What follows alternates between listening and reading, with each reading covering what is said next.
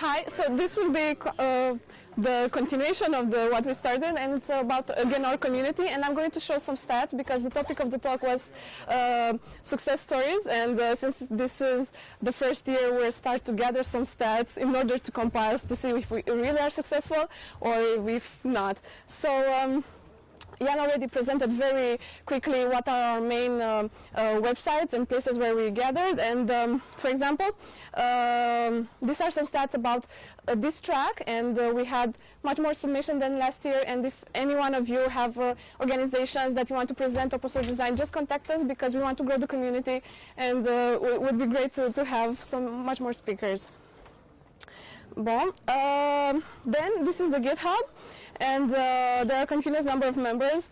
We will see next year how much we grow and what are the repositories we have. Our most successful repo is the job one. In the job repo, you can make requests for designers to help you with your project, and 62 contributors already fixed things on the website or submitted requests for us to help them in some way with interface design or with logos. We use IRC for communication, so because we want to be able to communicate with open source, we're not using Slack, and we're trying to use Open. And on average, there are 60 users. Again, questions there, you can reach us, and maybe this will be a more synchronous channel to gather, and not just once a year at FOSDEM. And Twitter is our most used channel, and in the last year we tripled our tweets, and we usually tweet about open source and design, and we have lots of followers, and this is how we keep track. You can use it. As Jan said, it's RSC because of the length constraint, so you need to know exactly where you can find us. And on Open Collective, it's very new, and we try to find ways to gather some money in order to print stickers, and this is something that happens for all the open source communities, finding a bit hard to reach funding, and we have to have backers. We don't have any expenses currently, but it's very cool that if we have some needs, we can try to fix them with that. Well, and our website, this is the only negative thing we have for the stats this year, and that is the number of articles. So we could write more and try to share more about designers that work there and about communities. In the gather of events, we also have monthly meetings, so you can also find us. It's first Tuesday of every month, if you're interested. And on the jobs, so for the whole period, we received 61 jobs requests, and there are still active 45. So we managed to close the difference, and Felix will present some of the things there. This means that we are not that successful in fixing every request from every open source organization comes to us, but at least we're trying, and we have some progress to show you in that direction. Okay, so I'm going to let Felix to show you a bit of examples of what we did in the past year. The mic? I need the mic. Yes.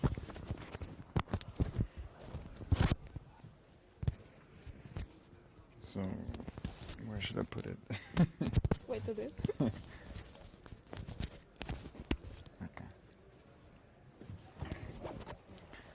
Yeah, so, where's the presenter? So yeah, we had open source design, we love you. Like, if you're an artist, open source coder, or even just like managing open source software, we all love you, and we love onions and bees. I know it's not an onion, but you're gonna get it when I come to this slide. So one success story was the Tor style guide. I mean, it's still ongoing. So Simply Secure posted it on our job board that they need someone for the Tor style guide, and Elio right over there picked it up and he was eager to doing it. So he even sent them an email, and what happened is that they didn't reply like for some time. But he said like, hey, I want to do this project. So he pinged them again, and when they replied, they said it's a perfect match. And so what happened is actually that, of course, he did the standard thing, right? He cleaned up the design, he did an awesome job cleaning it out, looking for a nice font phase and really doing awesome work. But it's an iterative process, so they have bi-weekly meetings, and they found out it's a huge project, a huge community, so it's not just about some logo, it's about getting all this together, and therefore it's nice to see that it's not just another logo, but a bigger process involved. And speaking about it, it's like it was a paid job, and they even now started up a UX team for Tor, so actually there is coming design into another open source project, which is awesome. And Elio now will continue to work with the guys over there. So this is a very nice success, I would say. A different kind of success would be the OpenFarm mascot. So OpenFarm is a project also on GitHub, and they started about thinking, hey, we might need a mascot for our project. And there were some proposals, but yeah, it didn't come very far. So Simon, who's also part of our community, said like, I'm gonna post a job on open source design. And then this guy found it on our job board, Sam Shittenden, and he is not part of our community, so he just found it on our website. And this was his second proposal, and it stuck, pun intended. So what happened then is amazing, because you can see now really an iterative and open process over there, because they said, hey, we need some legs, right? It should be, we need some legs, but then they don't look that nice, so do other legs, come on, let's do this. And then they said like, okay, we have to work on the eyes, so what kind of eyes do we want to use? And then still they were thinking like, okay, but what's missing? Something's missing. Anyone has an idea what's missing? Huh? Maybe here? So there's no transparency in the wings, so they made transparent wings, and you see the difference. It changed quite much. But the big thing is the community working on this. This was all in one issue. This one guy doing most of the work, but he really appreciated all these people coming together and helping him doing this great thing. And that's OB, the final product.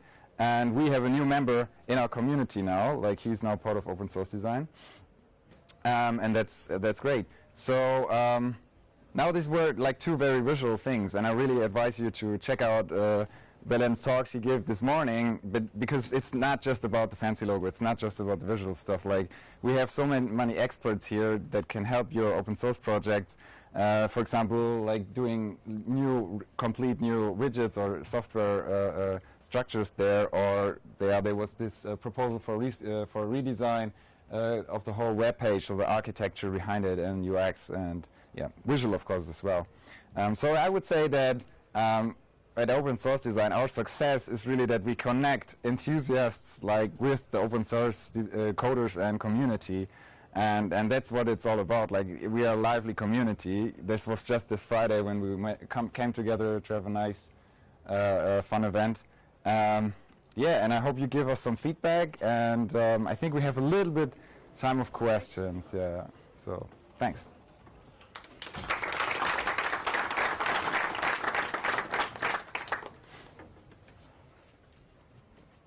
No questions. That's all fine as well. I mean, also a session at 1650 where you can present your project if you want, I don't know, design feedback, or if you want to create a job post on our GitHub. Yeah. So if you need any help, you can find us there. Or as I said, GitHub, IRC. Okay, thanks. Yes. Oh, that's what kind of design? Visual design, UX design. So it depends. Every developer uses his own tools. So I would say, of course, we like most of the designers here try to do work on open source. Like. So they try to use open source. I must admit, I don't use open source for all of my work, but I try to especially the stuff where it's about data, right? So that's why I'm also part of the design team at Nextcloud. So I really believe open source is an important step. And there are options. That's the thing. There are so many open source projects, even for visual design or UX designer else. Yeah. For example, I think we should. Do we have a list for tools? I think we have a list for tools, right? Yeah, on the There's Yeah. a repo. there's a repository. Yeah. So maybe we have to put this out more so people find it. Yeah. You can have a look there. Yeah, if you want to contribute to our website or anything, like improving things, like how we present stuff, Yeah. please do. Yeah.